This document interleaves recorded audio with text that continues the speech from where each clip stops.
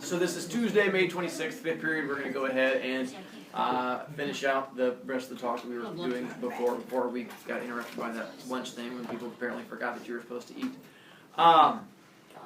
To take a slightly different turn from the deepness of before, although that was not super deep, we'll have much deeper conversations here coming up, but it was a start.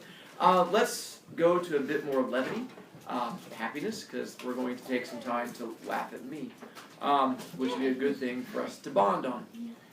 Because I wanted to get into yeah, you still can't move up there, you're still back there. Poor choices that I've made. So whose phone did you bring me then? Whose phone did you bring me? I borrowed it. My dad's bringing stuff. Well, you must have a good friend that gave up a phone then to me. Yeah, what? Dang. What? Dave, did you bring this up to write? Madison, can I go get it? That's a good idea. Give me food. No. So Jenkins, you're soon to be over there joining with other people. I'd stop talking about food if I were you. So I wanted to get into the stories of my poor choices so that you guys have an idea of, let's back up one more thing. From talking to my past students, one of the things I've realized, and from being human in life, is that you're going to screw up. You're going to make poor choices. It's just part of what happens in life. At some point in the next several years, you're going to do that thing that makes you feel like life is over. Because you've done something that's going to get you in trouble at school, or in trouble with friends, or in trouble with family, or in trouble with... In some point where you don't think that you can get a chance to move on. You will think that you have made that choice that is not recoverable from. And it is. Making mistakes is what makes us better people. I'm all for making mistakes. It's what helps us learn. The problem I have is when you make a mistake and don't learn from it. When you make a mistake and then continue to make that same mistake over and over again, that's where issues come in. So the stories I have for you are going to be about 3 of my biggest mistakes. I've made more than 3, don't get me wrong. But these seem to be the 3 stories that kids are the most entertained by, and they were the 3 of the ones that had the biggest I've ruined my life and I'll never be able to recover moments. Because they were the 3 times that I've gotten arrested. 2 arrests and then 1 just really poor choice. So do you have it down here? Yeah. You have a writing utensil? Yeah. So you just get to sit out there at the little desk. Good luck here. And so I'll go through and we'll do them in order because the first one happened. And the first one doesn't count as a full arrest because I was only 7 years old. And apparently when you're 7, you're not quite old enough to get arrested. I tried really hard to do what I could though. So, I want you to learn from my poor choices. So back when I was 7 years old, and I was a fairly good kid. I hung out with my brother, who's 2 years younger than me, and then we hung out with a 4th grader, who I thought of as the older kid, because when you're in 1st grade, 4th grade seems really old. And he wasn't necessarily a bad kid, he just was probably hyperactive and made some poor choices and talked us into doing things we shouldn't. One of them was we would ride our bikes back and forth our 2 houses, his house and my house on the same street, and we'd have to ride all the way back and forth. Between our 2 houses was an empty house that was either in the process of being sold or they were doing construction work on it, but all I know is there was a completed house and there had been someone living there, but at this point there was no one living there, there was no one in the place. And we noticed it going by that we could see in the windows that were open and the fact that it was completely empty. And the 4th grader came up with the idea that this would make an awesome play area, that we should go in there and make this our fort. So we tried to get in, but we couldn't because the front doors were locked because the owners weren't idiots. We tried the windows, but the windows were all closed and we could not get in that way either. We even got to the point where we went through the backyard and they had a really tall fence. I remember the kid thinking the fence was so big. That's probably because I was so small. But we ended up getting into the backyard. Right? They had a big electrical box, the big green metal boxes in yards. They had one of those in the backyard. We jumped from that and then jumped onto the little fence and then crawled over it, got into the backyard, and then went over to the sliding glass door, and that was also locked. So by this point, we're ready to give up. Right? There's no way to get in here. We're never going to make this our cool, awesome fort. So on the way to leaving the place, we saw one window we had not checked yet because it was not where you normally see windows. It was down like on the ground. Now I know it's an egress window.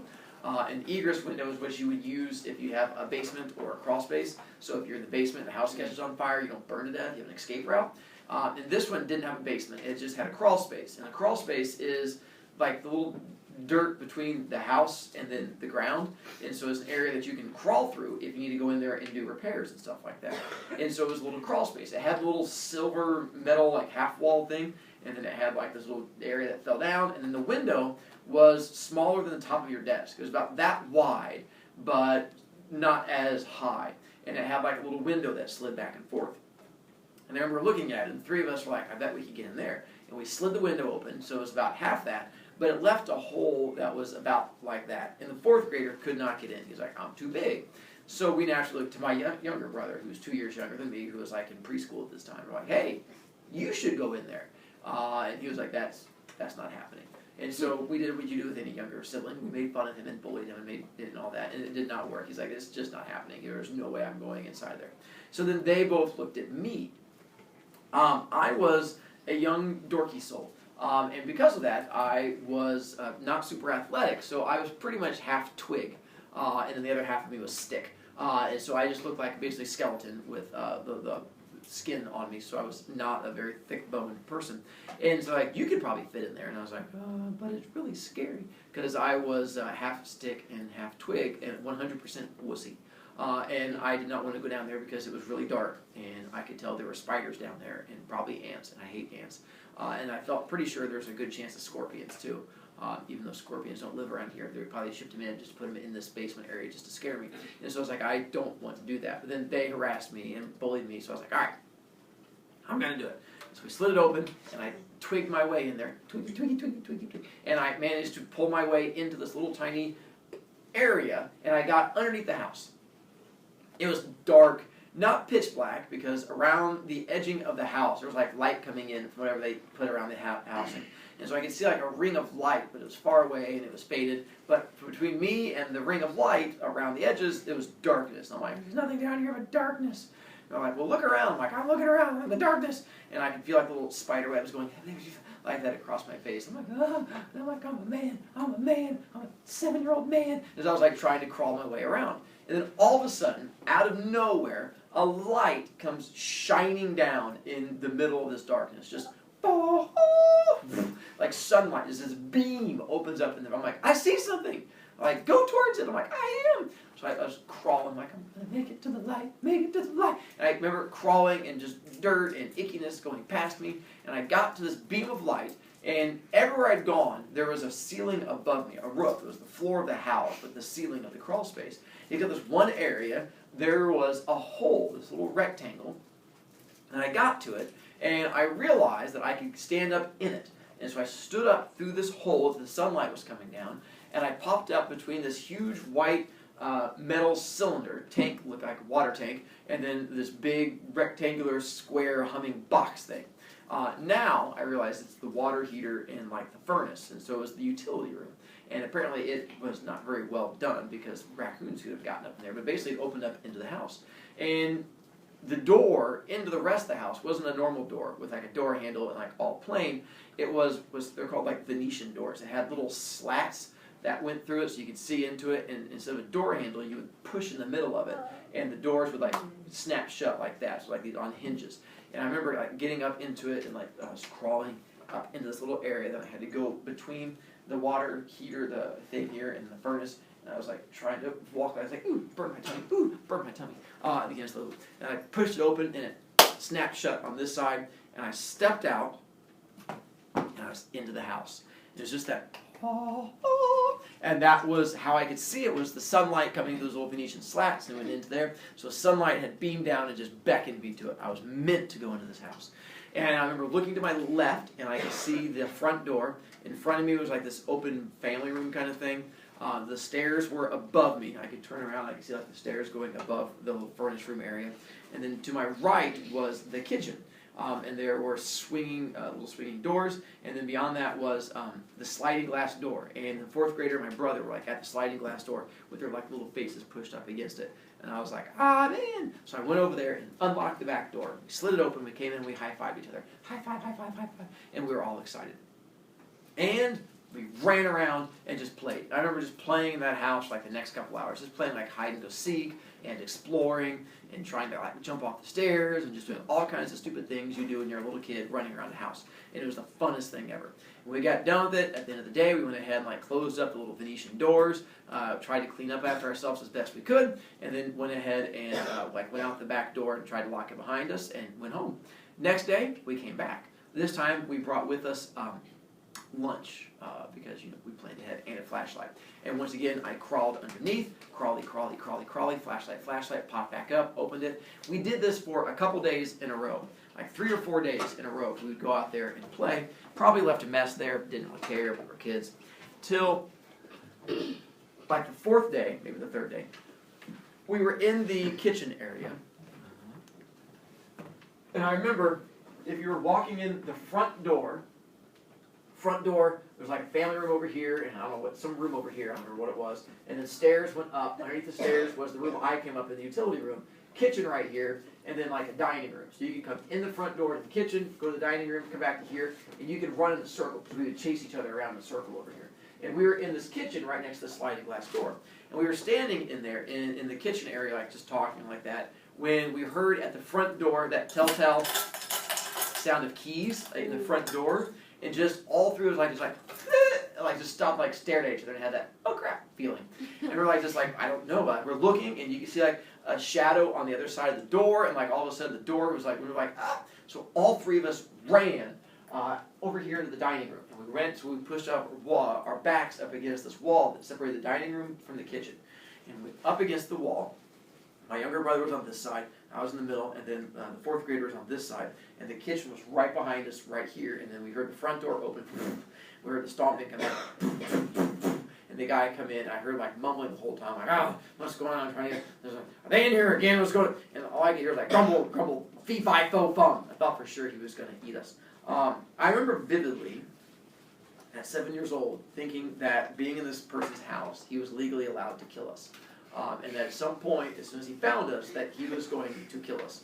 And that there was even a chance that he would eat us, because that was just scary to me, so the idea of being caught and eaten. So I was pretty sure we were going to get eaten.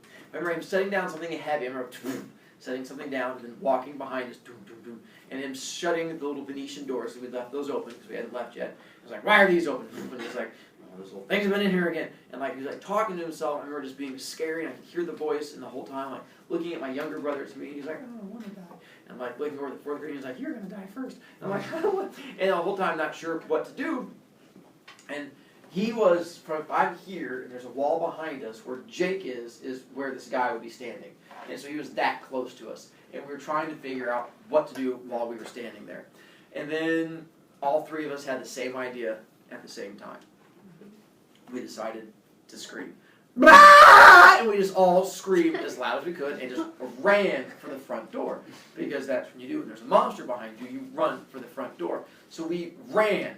Now, looking back on this as an adult, if I walked into an empty house and I thought maybe something was going on and it might be haunted, and while I'm standing in the kitchen no more than 3 feet from me, 3 goblins start screaming at the top of their voices and run away, I would have quietly just laid down and peed myself and died. But apparently that's not what this guy did. So we run for the front door. And I remember all 3 of us getting to the front door and trying to open it. And even though I had been a professional door opener for at least 3 years now, if you've ever seen the movies where people are running from the monster and they're trying to get the door open, and you're like, who can't figure out how to get door open? When you think you're going to die, doors become one of the most challenging things in the world. And I remember just trying to I was twisting it and shaking it, and my brother was sitting there just pounding on the door, and the 4th grader was behind me, and he was like yelling, like, I know how doors work, I've been opening it for 3 years! And the door would not open. And then all of a sudden I was like, oh, you have to twist the knob. I remember twisting the knob and pulling it open, and it hit my toes, and then flew back again. And I went boom, boom, and I was like that still, like, the door was, and I don't understand. And like, and then all of a sudden it's like, oh, open door, step out of doors. And we're opening it and stepping, and the door coming open, and then all of a sudden, like, all 3 of us running out at the same time. Being the genius criminals that we were, we all decided to immediately run home. And so the fourth grader came out the front door and went to the right to his house. My brother and I went out the front door and then went to the left to our house. Me, being the smarter older brother, I immediately turned left, ran across the yards. My brother, being younger and following the directions from parents, ran down to the sidewalk and then ran down the sidewalk because he didn't want to trespass across the yards because he was young and following directions. And I remember it was the fastest I'd ever run in my life. Because I remember as I was running, it was like grass, grass, grass, tree, grass, grass, bush, grass, grass, tree. And I'm like, oh, I'm just running so fast, monster's never going to get me. The guy, who apparently did not decide to lay down and pee himself, instead chose to chase us. And came out the front door, and of the 3 people to chase, he chose me. For whatever reason, like, oh, look, there's a tree running, that giant stick, I'm going to get it. And so he came out after me, went out, and then went to the left. And looking back now, as an adult, again, I'm looking at this thinking that I probably didn't make it like more than 9 or 10 feet, probably barely left his yard because it felt like I was running so fast. And I remember like looking back, and like, he's never going to catch me, he's chasing me, he's getting closer, that's not possible. And I'm just looking back, all of a sudden, like, the hand came down on my shoulder as I was running, which I'm sure he's just like, step, grab, kid. And he just like pulled me back. And I remember that, ah! And my brother, who's running to my right, as he was running along, he turned and made eye contact with me. And I remember making eye contact with him as he ran, and he was looking at me and doing the, keep running. And he was like, I'm not stopping. Because I was pretty sure that this was the moment where I'm going to be killed. And the fact that it was my last time seeing him, like giving him the eyeball, like, tell mom and dad I love you. And he's like, no, we're going to forget about you as soon as we're home. And so he just keeps on going, and the guy like turns me around. I'm prepared to be killed. So he starts yelling. He was like, what's your name? To which I quickly replied, ah! He goes, why are you in my house? To which I follow up with, and just screaming at him and crying. Looking back on it, realize, guy shows up at his house. If a neighbor was looking out the window, you would see 3 small children come running out of a house screaming. Large man following them, grab one small child, drag it back into the house, screaming the entire time. Neighbors never called the police. Like, they was like, normal. And they just sort of let it go. I remember him dragging me back into the house, I'm assuming to kill me and eat me, and then put me on the stairs, and he called the police. I remember me sitting on the stairs, and like it had the little railings. I remember holding on to the little railings and just crying the entire time while he was. I remember he called the police. Like, I have an intruder. I called him, police and the officers. And I don't remember while I was sitting there, but I remember when the police showed up. And when the police showed up at the front door, I rang the doorbell, and the guy goes over there to answer them, and they're like talking back and forth. And I'm like, yeah, we have an intruder. And he's like, well, where is the intruder? And the guy stepped back, and he's like, over there. And I remember the policeman like stepping over, looking at me, looking at each other, then be like, behind the small child? And he's like, no, it was the child. And they're like, oh, the kid broke into your house. I'm like, oh, this guy right here. And so the police officers didn't put handcuffs on me because I was 7 years old, tiny wrists. But I did have to ride in the police car back to my house. And I remember being split on my feelings on that. Part of it was really exciting because I was 7 years old and I was in a police car and that was just super cool. And the other part was being full of dread because I was going back to my house and I was pretty sure that if the guy didn't kill me, my parents probably were. And so I remember having to head back to my house. And I remember walking up to the front door and the policeman ringing the doorbell or knocking. I remember my mom being there and them talking and her being all upset. I'm like, what's wrong with you? And I'm like, I'm a poor child. And they had to go find my brother, who, being a good kid, did what most good kids would do, ran upstairs and hid under his bed. And they had to drag him out like, and then dragged him out and downstairs so the police could talk to him. And then, being a good criminal, I immediately ratted out the 4th grader. And so I ratted out the 4th graders. They went and got him and brought him back also. And I remember sitting in our family room with the policeman, and there was 2 cops that talked to like the 3 of us, and all of our parents were there. I don't know if it was like later in the day or that same day. I just remember being in there, and the policeman was like, you do understand what you did was breaking the law? I'm like, oh, yeah, I understand now. And like the fact that we could have arrested you and taken you to jail. And I'm like, oh, he could have eaten me if he wanted to. And they're like, no, son. And I'm like, oh, no, it's legal. And they're like, the fact that this is now going to stay on your permanent record. I'm like, I understand. It didn't stay on my permanent record. And they probably could not have arrested me because I was only 7 years old at the time. But it definitely scared me. I mean, that was my first full run-in with the police. It made an impression on me. Because of that, I didn't get arrested again for like 7 more years, which is something I hope all of you can say someday. So now, we're going to fast forward a number of years. I got through the rest of elementary school and through most of junior high without making really poor choices, till we get to 8th grade, of the second half of 8th grade, junior high. And I started making a poor choice that there's no way to get around it. I started shoplifting. There's no way to pretty it up and make it sound better. It was just a bad choice. I hung out with kids who showed me how to do it, and then I started doing it, and I started stealing from stores. Not to make it better, but just to explain my level of dorkiness, I stole candy and comic books. Was exclusively what I stole. That does not make it better on any level. I just don't want you to glamorize it and think I was like out stealing like shotguns and radios or anything like that, because that was definitely not the level of criminal I was. I was out stealing sugar and funny books, and I was good at it. I mean, not something to be good at, but if I was going to start shoplifting, I committed to it, and I was pretty darn skilled.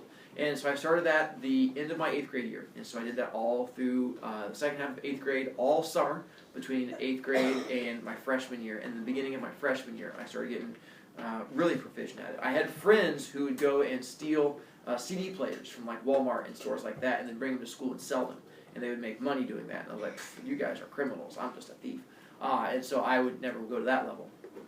And I remember my freshman year, this would have been, I want to say late October, because it was during wrestling season. I was wrestling my freshman year. And it was cold enough out that I was wearing a jacket. And we had a meet one day. And after school, when we had this meet, the coaches were like, all right, bus leaves at 5 o'clock. You guys, be gone and be back here by 4:30 or something like that, whenever the bus was supposed to leave. And I went to Noblesville High School, which is just north of here. And right behind Noblesville High School is a McDonald's and a CVS, or like a Walgreens, like that. And so we would go to McDonald's and hang out, and then go to CVS Walgreens, then head back over to school. Well, with wrestling, I was in the process of trying to make weight. So I didn't eat anything at McDonald's, and I wasn't going to buy anything at CVS, because I was like, I'm not going to get any candy right now. Excuse me. But earlier in the day, I had seen a kid using Banaka breath spray, which is the stuff you spray into your mouth to mac on the ladies, like that.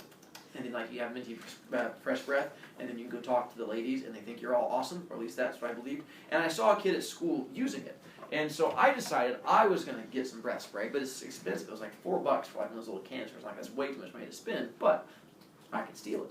So I decided that even though I wasn't going to get candy that day, that I was going to go ahead and steal some breath spray, so that way I could talk to the ladies also.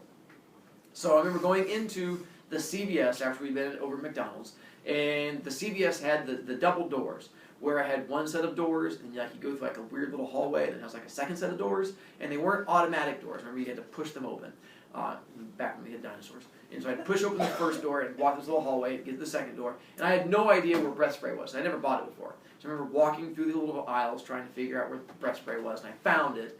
And I picked it up, and it was in a package just like this, where it had like the flat backing, they had a little bubble package, and had that on there. And I remember walking around with this in my hand, trying to figure out the best place to steal it. And I was like, oh, I'll just go to the last aisle of the place. So I went down to the very last aisle. It was like medicine or something like that. I'm like, no one comes in medicine.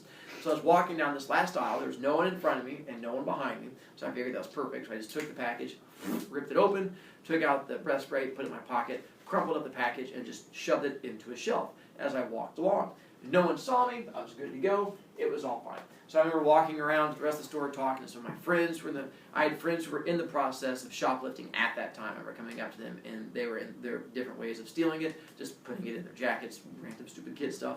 I mean, like, I'll see you guys later. Since I'm not getting anything, I'm going to go ahead and head on back to school so I can go get ready for a meet. And I remember walking past a friend of mine who was buying some candy or something at the checkout counter. I remember walking past him, and you had to go through the double doors again. I remember I went past the first door, I pushed past that one, and I got to the second door, and it was a swing towards you door. And I had opened up that door and was pulling it towards me I was getting ready to step out when a hand came down on my shoulder. And I remember it was just that sudden stomach dropping through the floor. I knew it was not good. I mean, I knew I was shoplifting, and I expected to get caught, but after I've been doing it for months, I was like, I'm too good at this to ever get caught. But when that hand came down my shoulder, I heard a voice say, "Where do you think you're going?" It was just that, crap moment. I was like, there's no way this is good. And I remember even now, I'm holding that door, and I'm looking out that door into sunlight and freedom. I remember looking through it and thinking, there's freedom out that door. And tomorrow, we'll talk about the freedom out that door.